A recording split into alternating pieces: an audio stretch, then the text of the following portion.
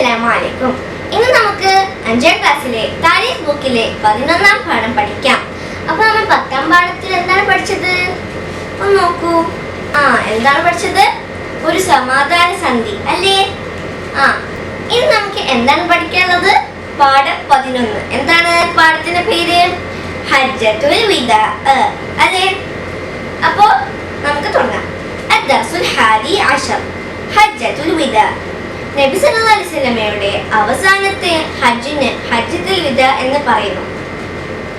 അപ്പോ ഹജ്ജത്തുൽ വിദാ പറഞ്ഞാ നബി സല്ലല്ലാഹു അലൈഹി വസല്ലമ തങ്ങളുടെ അവസാനത്തെ ഹജ്ജിന് ഹജ്ജത്തുൽ വിദാ എന്ന് പറയുന്നു. ഹിജ്റ 10ാം വർഷമായിരുന്നു ഇത്. അപ്പോ എത്രാം വർഷമായിരുന്നു ഹജ്ജത്തുൽ വിദാ? ഹിജ്റ 10ാം വർഷം. 10ാം വർഷം നമുക്ക് കാര്യമില്ല, ഹിജ്റ 10ാം വർഷം എന്ന് പറഞ്ഞു അല്ലേ? ദുൽഖഅദ മാസം 25-ന് നബി സല്ലല്ലാഹു അലൈഹി വസല്ലമ തങ്ങളും സഹാബികളും മക്കയിലേക്ക് പുറപ്പെട്ടു. അപ്പോ എപ്പോഴാണ് അവർ മക്കയിലേക്ക് പുറപ്പെട്ടത്? ദുൽഖഅദ മാസം 25-ന് നബി സല്ലല്ലാഹു അലൈഹി വസല്ലമ തങ്ങളും സഹാബികളും എങ്ങോട്ടാണ് പുറപ്പെട്ടത്? മക്കയിലേക്ക് അല്ലേ? ദുൽഹുലൈഫയിൽ വെച്ച് ഇഹ്റാം ചെയ്തു. എവിടെ വെച്ചാണ് അവർ ഇഹ്റാം ചെയ്തത്? ദുൽഹുലൈഫയിൽ വെച്ച്. അപ്പൊ നമ്മൾ ഫിഖ്ഹിലൊക്കെ ചിലപ്പോൾ പഠിച്ചിട്ടുണ്ടാവും, ചിലപ്പോൾ പഠിച്ചിട്ടുണ്ടാവില്ല. എന്താ വെച്ചിട്ടുണ്ടെങ്കിൽ 5 ഭാഗങ്ങളുണ്ട് അല്ലേ? 5 സ്ഥലങ്ങളുണ്ട്. എവിടെ എന്ത് ചെയ്യാൻ? ഇഹ്റാം ചെയ്യാന് 5 സ്ഥലങ്ങളുണ്ട് അല്ലേ? അതിൽപ്പെട്ട ഒരു സ്ഥലമാണത് ദുൽഹുലൈഫ. നബിയോടൊപ്പം 1,00,000-ൽ-അധികം സ്വഹാബികൾ ഉണ്ടായിരുന്നു. അപ്പോ എത്ര പേരാണ് നബിയോടൊപ്പം ഉണ്ടായിരുന്നത്? 1,00,000-ൽ-അധികം. 1,00,000 എന്ന് പറഞ്ഞതല്ല, 1,00,000-ൽ-അധികം അല്ലേ? കറക്റ്റ് ആയിട്ട് അറിയില്ല, പക്ഷെ അറിയാം എന്ത്? 1,00,000-ൽ-അധികം ആണെന്ന് അറിയാം. ഹജ്ജ് കർമ്മങ്ങൾ നിങ്ങൾ എന്നിൽ നിന്ന് പഠിക്കുക എന്ന് നബി സല്ലല്ലാഹു അലൈഹി വസല്ലമ തങ്ങൾ ഉപദേശിച്ചു. അപ്പൊ നബി സല്ലല്ലാഹു അലൈഹി വസല്ലമ തങ്ങൾ എന്താണ് ഉപദേശിച്ചത്? ഹജ്ജ് കർമ്മങ്ങൾ അല്ലേ? ഹജ്ജ് കർമ്മങ്ങൾ എന്നിൽ നിന്ന് പഠിക്കുക. ആരിൽ നിന്ന്? നബി സല്ലല്ലാഹു അലൈഹി വസല്ലമ തങ്ങളിൽ നിന്ന് അല്ലേ? ഖുതുബത്തുൽ വിദാ എന്ന പ്രധാന ഖുതുബ അറഫ ദിവസമാണ് നബി സല്ലല്ലാഹു അലൈഹി വസല്ലമ നടത്തിയത്.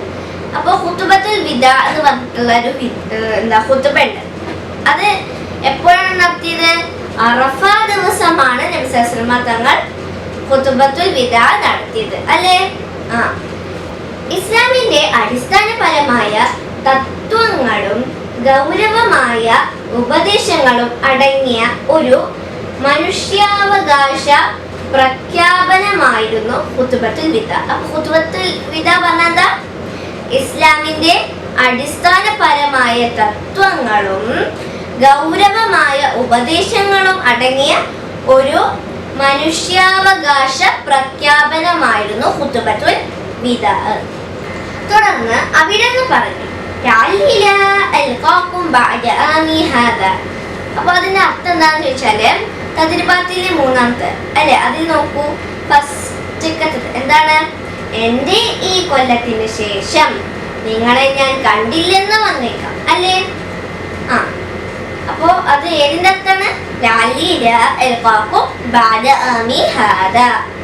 ഇസ്ലാമിന്റെ സമ്പൂർണത വിളംബരം ചെയ്യുന്ന اليوم أكملت لكم دينكم وأتممت عليكم نعمتي ورضيت لكم الإسلام دينا. അതിന്റെ അർത്ഥം എന്താണ്?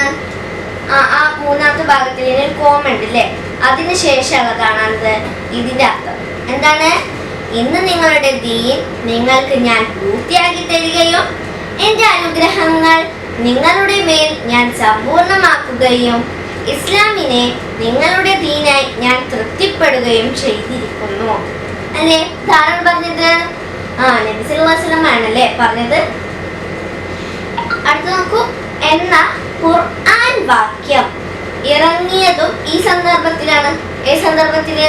ഖുതുബത്തുൽ വിദായിൽ പറയുന്ന ആ സന്ദർഭത്തിലാണ്. ഏത് ഖുർആൻ വാക്യം ഇറങ്ങിയത്?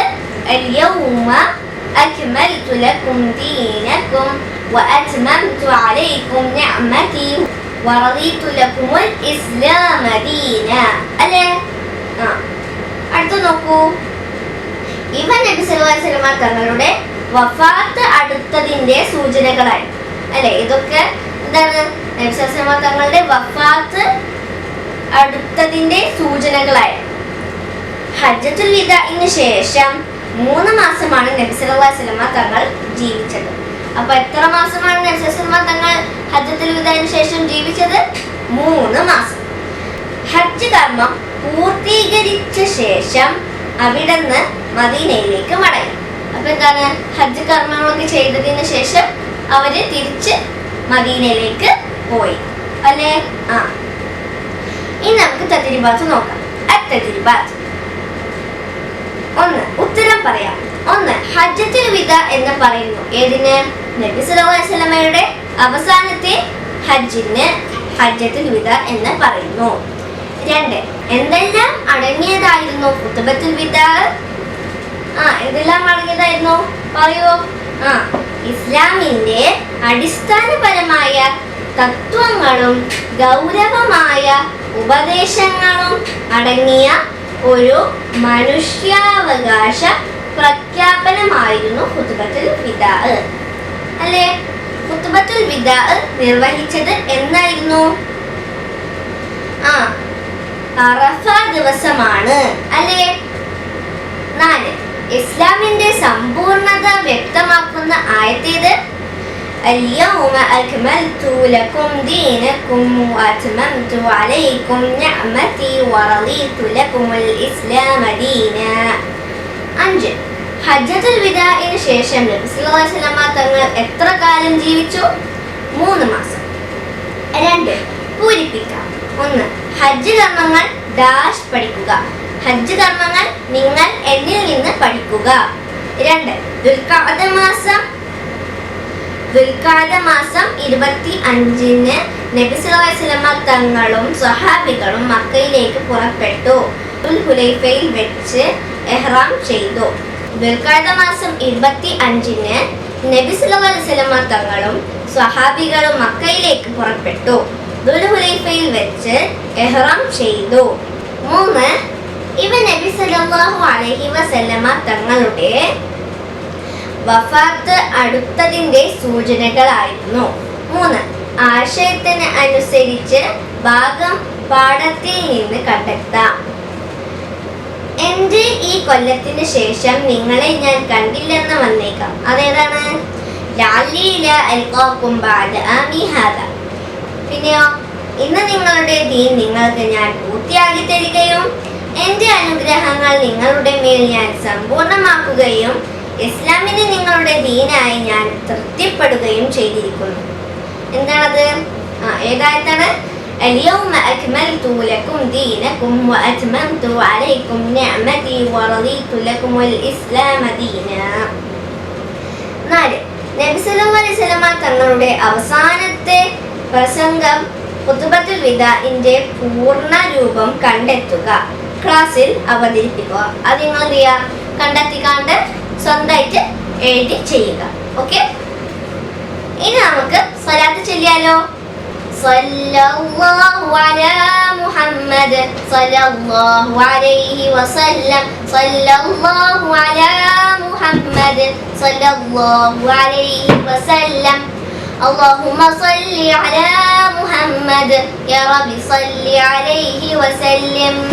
السلام عليكم.